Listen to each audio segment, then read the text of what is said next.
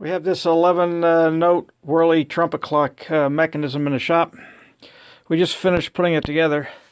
It's still in the tune stage, but it's a wonderful piece. It's the largest one I've had in here for restoration. We're still trying to tune the pipes to the reeds, and it's not bad. It plays.